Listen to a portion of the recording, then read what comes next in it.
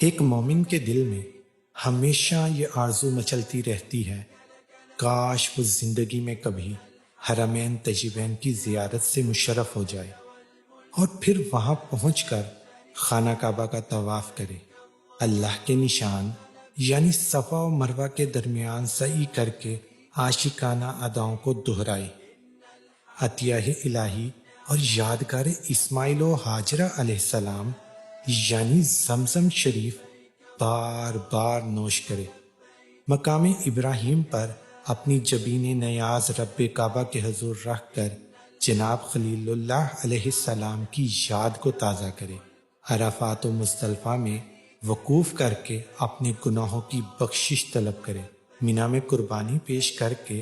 قرب ربانی حاصل کرے،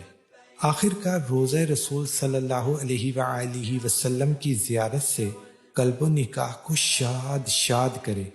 لا ریب اس سفر مسعود کا ایک ایک لمحہ عشق و عرفان اور سوز و گزدار سے عبارت ہے، وہاں ہر سو نور ہی نور نظر آتا ہے، زائرین کا ہر لمحہ عشق و محبت میں ڈوبا ہوا گزرتا ہے، کیا کیا نعمتیں نہیں ہیں اس سفر عشق کی پناہوں میں، محبت ہے، رقت ہے، سسکیاں ہیں، آہیں ہیں، کرب ہے،